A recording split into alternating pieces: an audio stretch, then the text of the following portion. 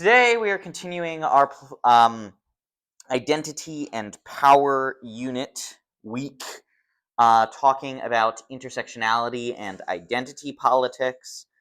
Once again, this class is not meant to indoctrinate you into the woke mind virus, but rather give you up-to-date information on political science scholarship as it stands, so you hopefully can be more clever in your political strategy moving forward, because I know you all plan to be political strategists at some point in your lives. It's the dream, right? Collins and Shep. This was a beefy reading, but I think a relatively understandable one. It is a chapter out of the Oxford Handbook of Gender Studies or something like that. Don't quote me on that. And it basically outlines, like, what is intersectionality? Where does it come from? Let's find out. I want you guys to think about intersectionality in terms of, like, compounding identity, right? So in a statistical model, we're doing a regression, and we include an interaction. It's essentially some term multiplied by another, and that would be in a regression table shown as, like, let's say, a binary indicator of if someone is an African American. So black, 0 they are not, 1 they are, interacting with how wealthy they are. And what this does is it makes the model contingent, what comes out of it, on how those two variables meet. What Collins and Shep are talking about here is that these compound on each other, right? In the same way they do in statistics here, where you have, like, this indicator of whether or not you are black interacting with your income, right? And you're doing that not just as a control, but because you want to see how those effects turn out dependent on each other, right? In the same way that we see this in statistics and practical political reality, that is how it works too, right? So we're not necessarily reducing dimensionality in understanding an identity by studying someone as a poor farmer. We are seeing how those two compound to create a more holistic view of who that person is politically. A core argument here is that identity categories aren't fixed traits. They're socially constructed through historical struggles, cultural meanings, and institutional practice. If I own farmland and I own farm equipment, but I lease out that land and hire workers to operate that farm equipment, am I more or less of a farmer in your mind than were I to be out there planting the potatoes myself? This is not a rhetorical question. If I'm in the dirt and I'm planting the potatoes, do I seem like more of a farmer than if I am standing in my suit directing someone to do that? Right? It's a matter of degrees. Technically, I might be a farmer if I am the guy in the suit who owns the land and owns the equipment, but like in a managerial sense, it's like a layer of abstraction. It's not the core principle of whatever, but definitionally, I still pretty much am. I'm producing food for a living or some kind of crop. But our historical conception of what a farmer is goes back to Old MacDonald, right? It's not just what on paper I can say my occupation is, it's how we perceive it. In the same way, think about African American social identity, right? It's very different from black identity in the Dominican Republic or Haiti, for example. The Dominican Republic, and I think Haiti to an extent, how dark your skin is does not actually indicate whether you are black or white as much as your wealth does. You will have Dominicans who look very dark saying that they are white because they are wealthier. But in America, we have this history of the one-drop rule, that 1 drop of African blood makes you black. So you get someone like Halsey, or like Haley Steinfeld, or even like, this is a bad example, but like Rashida Jones or someone, who they could be passing as white, but they still can identify to a degree, logic is a good example of this, as black, right? That's socially and historically constructed, not definitionally constructed. And finally, the authors argue that intersectionality broadens who's recognized as a political actor and what actions count as political. So, for example, informal resistance, like community organizing, protesting, and then also like cultural expressions and survival strategies among marginalized groups gain analytical significance relative to those same actions carried out in non-marginalized groups. A protest among a bunch of like singing white grannies, like we saw after Trump was elected a second time. If you don't know these videos I'm talking about, you got like old choir ladies with like the really wide vibrato doing like songs against Donald Trump and stuff. That is perceived differently as a protest than like Black Lives Matter protests are. Partially because there are greater potential of broken hips in the former than the latter, but also because of the people doing the protest.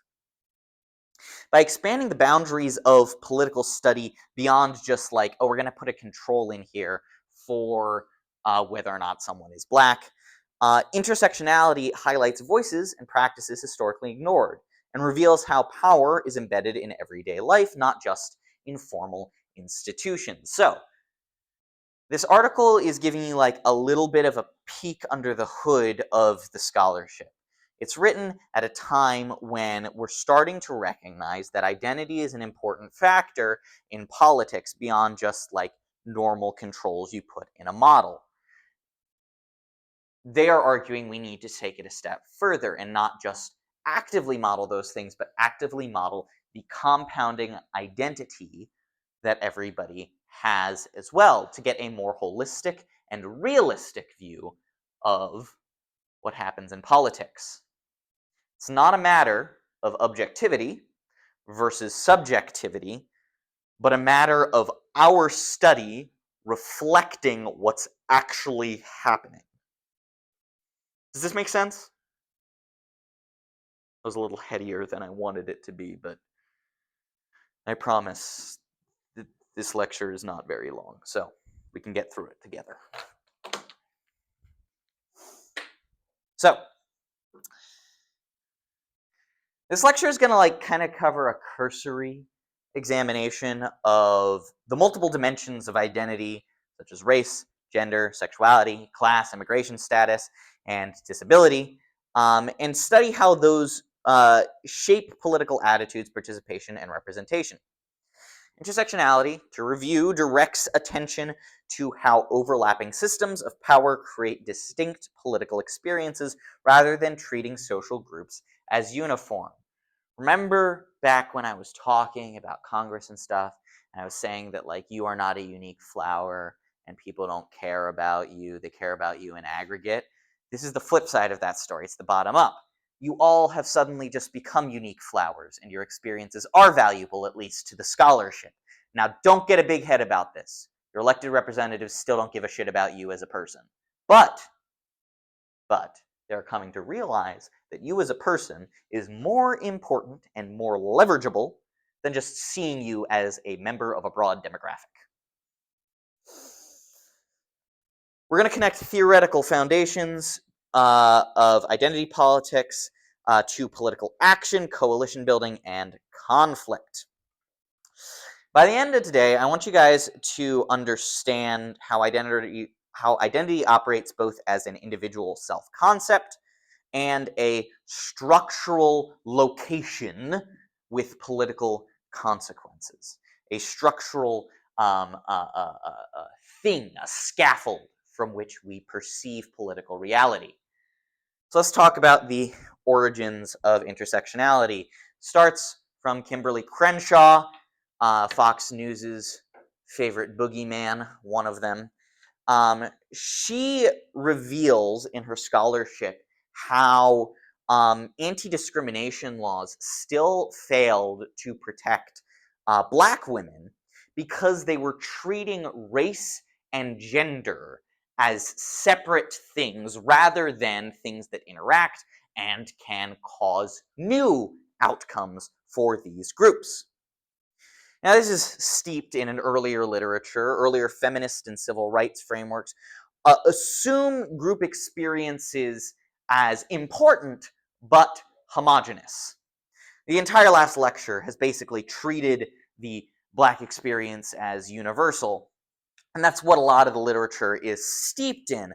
But coming out of the civil rights movement, moving into particularly the 2010s, you see that we need more data, more nuance to understand these unique forms of exclusion and repression. Intersectionality then emerges alongside broader critiques of institutional power, and it focuses on how legal, political, and cultural systems create layered disadvantage. So basically, like, if you are, God, this sucks. If you are, like, poor, life is already pretty hard for you. But life is going to get harder for you if you are poor and Black. If you are poor, Black, and disabled, not only do you have to deal with employment discrimination here to solve this, but it might not be possible for you to get a job in the first place to deal with this first problem. If you are poor and white, you don't necessarily deal with employment discrimination the same way as a Black person does. So your experience already is unique from that, but if you're also disabled, you're going to come back to the same types of problems. So perhaps a poor, disabled white person has more in common with a poor, disabled Black person than they do with just a poor person, regardless of demographics. It's pretty intuitive, despite my weird web that I just drew up here, but it's still important to recognize. Rather than just adding these identities together, intersectionality shows how systems interact to produce distinct political barriers and motivations. It's not like an additive thing. Like, if you are poor, Black, and disabled, like, wow, you hit the lottery of things that make your life suck. It's not that. It's that this has created a unique experience together, in the same way that a poor white disabled person is experiencing a unique experience of their own that must be treated as such in our statistics and scholarship, and later political strategy. Are you guys getting this idea? Not additive, but interactive? See, I try to add some joy in here. Identity isn't solely how individuals see themselves. It's deeply tied to institutional and social arrangements. So if I stand up here and say, I see myself as former President Martin Van Buren, that's who I am in my heart of hearts, you all are going to think that I'm crazy because society doesn't see me as Martin Van Buren, and it's hard. Citizenship status, gender norms, and racial categories, as well as sexual orientation, each intersect with the law, with labor markets, and with social expectations that graft onto each of those labels. These factors shape whether individuals experience institutions as responsive to their needs, as neutral to their needs, or as actively discriminatory. Because identity influences exposure to harm or perceived protection of your person, it affects how communities interpret political actors, institutions, and policy debates. Remember, I've been on this crusade against absolute truth with all of you, and part of this is perception based on identity. A law that a poor disabled white person might see as beneficial to them might be seen as harmful to a poor disabled Black person, or vice versa. Remember when we talked about threat response among white voters? Perhaps, even though the law that is meant to help poor disabled people will help both the Black and white person equally, the white person will still be opposed to it because they see a threat response to their identity as a white person. This relationship helps explain why groups with similar socioeconomic profiles can still differ politically when identity shapes lived experience differently. So you're developing this over time from idiot baby to idiot child to idiot adult. This was also, I could put a Swans reference in this lecture that none of you probably got. Who here listens to the Swans? Beautiful. All right. So this gets at kind of like the core of this, right? Intersectionality predicts that groups located at overlapping marginalized identities face greater institutional burdens. I hate to tell you this, but a poor disabled black person probably has a worse life than you do sitting in this room. And if that bothers you by me saying that, maybe reassess your priorities. For example, undocumented women experience both immigration enforcement and gendered labor exploitation. Disabled LGBTQ people encounter exclusion from both healthcare and often legal protection. Indigenous women face overlapping systems of discrimination, broadly coming from colonialism, sovereignty constraints, and gender violence at a higher rate than other members of groups do. These overlapping systems shape political grievances and define distinct policy priorities. This framework is helpful to scholars, not because it's important to treat everybody as an individual flower or snowflake or whatever, though all of you are precious in your own right, but because it avoids treating groups as politically interchangeable and instead attend to where power is distributed or withheld. This is a more helpful framework of understanding politics under the definition of who gets what, when, and how, right? Power over people, than just viewing groups as interchangeable.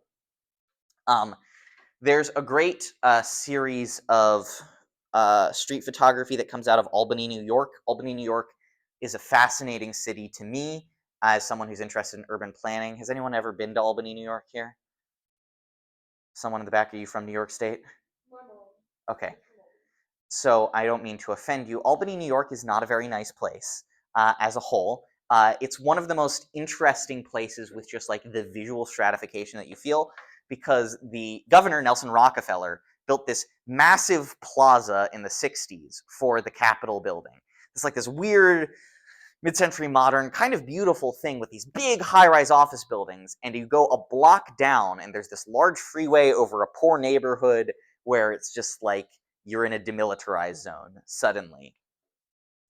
And it just really shows, I think, this intersectional dynamic in this city, because you get this idea of like different communities are basically segregated by income, by race, and then you get into like that kind of Northeast Appalachia drug use thing going on. The opioid crisis really hit the Northeast hard. And you put all of that together and you just get this very visible visible understanding of what the negative consequences of these compounding identities can be. This is perhaps a very esoteric way of talking about this. You guys picking up what I'm putting down here? Albany, New York has a really cool state museum too. You guys should go to it. So let's talk about identity politics, because it's different from intersectionality. Identity politics refers to political action rooted in the shared experiences of social identity groups. I'm going to expand that to also be the weaponization of certain identities for political gain. Rather than centering on abstract ideology, right, talking about the politics of Marxists or conservatives or liberals or fascists and libertarians, identity politics prioritizes recognition of group-based harm or exclusion or threat. This approach has been instrumental, first the positive, in expanding LGBTQ rights, disability rights, and indigenous sovereignty movements. At the same time, identity-based mobilization draws political lines and distinguishes community membership and political goals. It's kind of fragmentary how it works. It separates us. Identity politics therefore function as both a tool of empowerment and a source of contestation within pluralist democracies like ours. I hate to tell you, liberals in the audience, Republicans are much better at identity politics than Democrats are. They are significantly better at it because they understand that threat is more powerful than positivity and belonging. There is a reason why the Republicans were able to latch on like immigration caravans and mass deportations and the idea that if you wear a mask, you're gay and stupid during the COVID pandemic, right? There is this general idea that identity is an inherent threat, but they can still leverage it a lot better than Democrats can. Democrats are starting to latch onto this. Who has seen the trend where they're making fun of, and I don't mean to say this is a good thing or a bad thing, but they're making fun of a certain type of woman for a certain type of Republican makeup? You guys have seen this, right? I'm seeing a few smiles in recognition, right? This is the same kind of thing, but Democrats are just catching on to it like a decade late. There's a story that my undergraduate political methods teacher told, because I was going to college during the pandemic, where he was talking about his father-in-law, and his father-in-law refused to wear a mask during the pandemic, but he would wear one of those like gaiter things that would go up, like it's like a buff thing. You know what I'm talking about? Because he said that the mask made him look like a sissy, but the gaiter was like something he would wear hunting, right? That's identity politics right there. He felt like less of a man and felt identity threat from that. And the Republican Party can weaponize that. You don't want to be a sissy by wearing a mask. You don't want to be that. Identity politics. Use this information for good and not evil. There are, of course, critiques of identity politics from both sides. I think the conservative critiques, everybody basically understands them, right? Like, we don't want to hear what these liberals want to talk about with, like, respecting pronouns and stuff like that, and there's burden and blah, blah, blah, blah, blah. But the critiques, I think, that are more interesting are more on, like, what does this mean for political strategy? What does this mean towards achieving our goals as a political movement, whether conservative or neutral or liberal? Of course, identity politics are controversial. Supporters of identity politics as like a normative good argue that it corrects exclusionary politics by centering those who have historically been ignored in the limelight of politics, right? It's helpful to point out the group that is disadvantaged so we can eliminate the disadvantage that they feel. Critics on the other side argue the opposite, that it fragments coalitions, reduces political debate to personal experiences, and encourages symbolic politics over transformative reform. It's difficult to say what he would feel about this, but once again, we pull back to Fred Hampton and his Rainbow Coalition. The Rainbow Coalition is this weird blend of both identity politics, but also kind of like anti-identity politics, where we are coalescing regardless of our intersectional identities, even though that wasn't really a term at the time, as poor, downtrodden, discriminated against people against a overbearing capitalist police state. And we're putting aside our fragmented identities and our differences in order to achieve a more universal goal. Other people worry that identity politics incentivize zero-sum thinking, treating recognition as limited or even competitive. This is where identity threat comes in. It goes beyond just like, oh, as a white person, if affirmative action exists, I feel threat because white people aren't going to get jobs anymore, and they're going to give it to all of the immigrants or black people or Asians or whatever. It goes to like, I am a member of a marginalized community, like historically, say that this is a hypothetical. I'm a white guy. I don't know if you couldn't tell.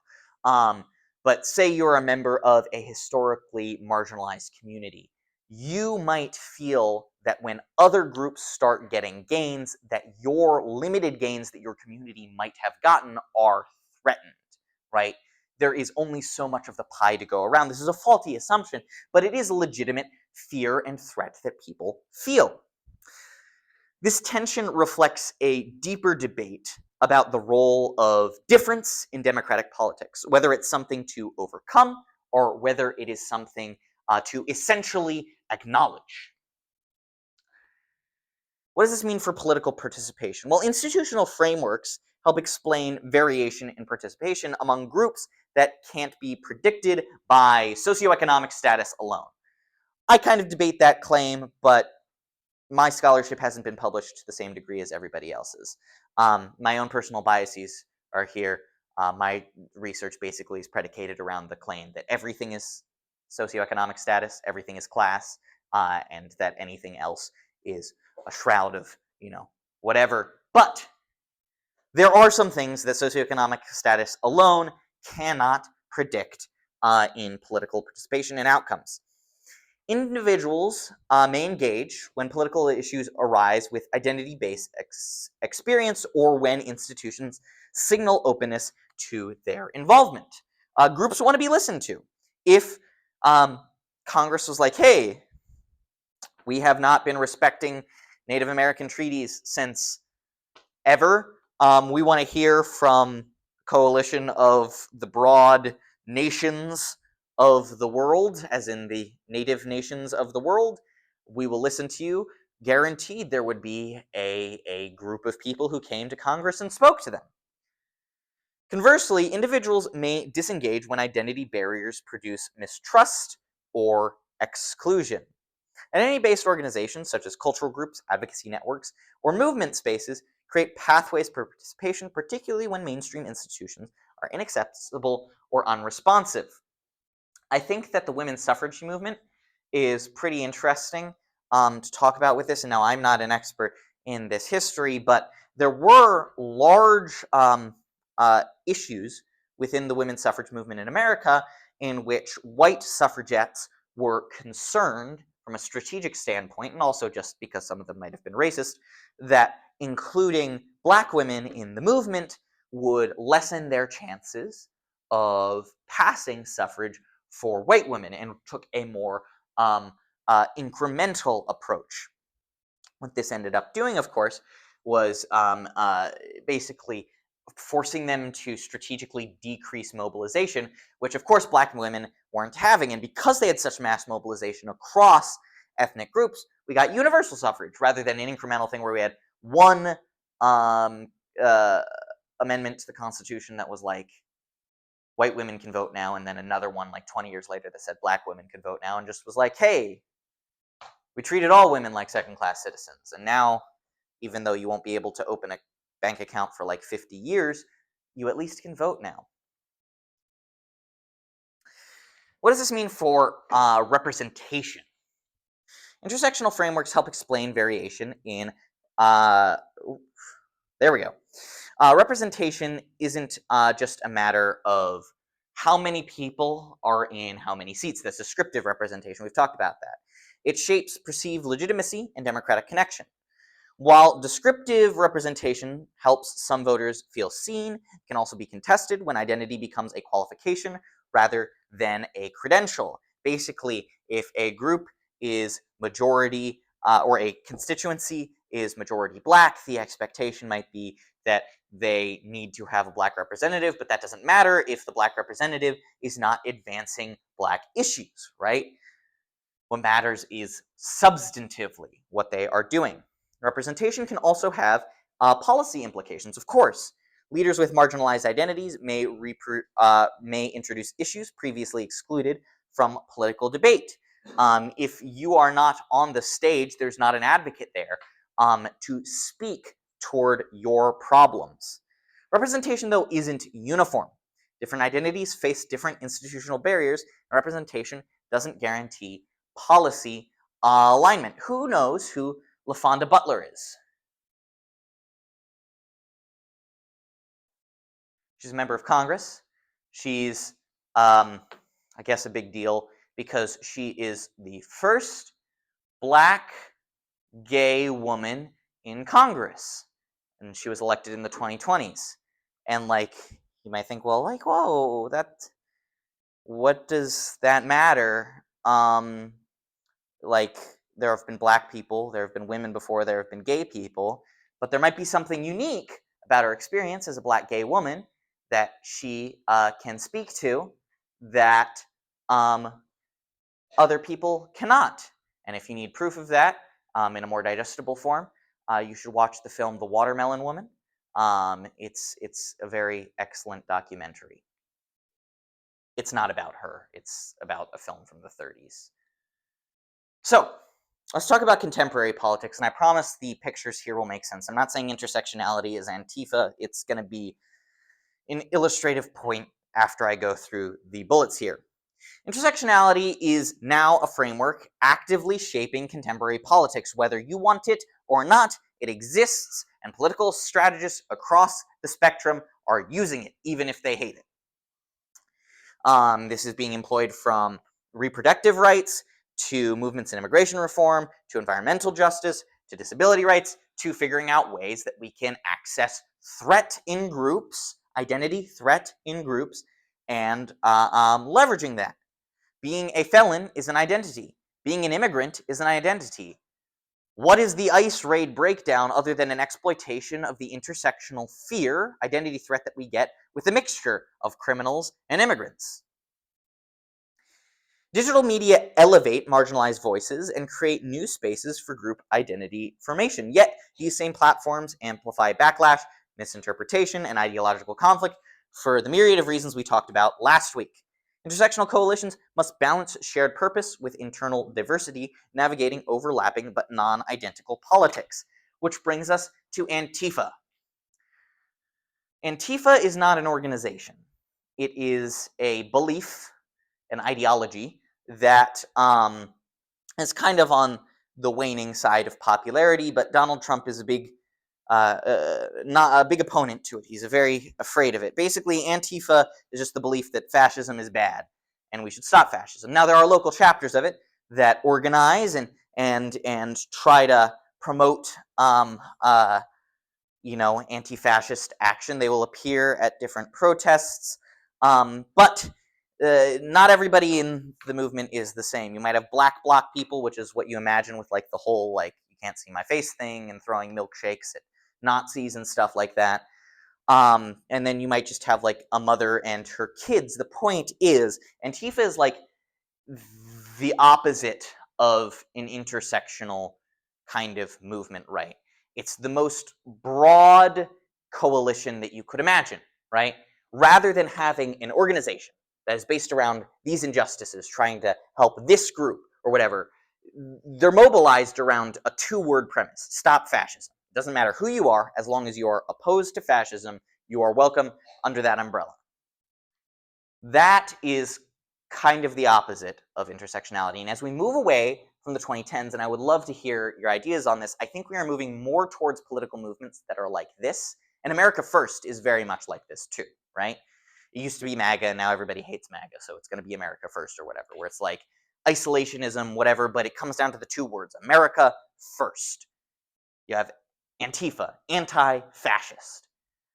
The 2010s gave us this like luxury to look at all of these individual identities and try to give this sense of belonging, but we are somehow past that now, I feel. I don't know. What do you think? We'll talk about it. Or we won't. We'll see. So what are the takeaways here? Brings us back to our farmer here with his adorable cows. I love cows. I think they're so cute. Intersectionality provides a framework for analyzing power, not merely categorized identity. Identity politics reflect a strategy to correct underrepresentation and demand institutional recognition, but could also be weaponized as a political strategy. Understanding these dynamics clarifies why identity remains a central and often polarizing dimension of American political life.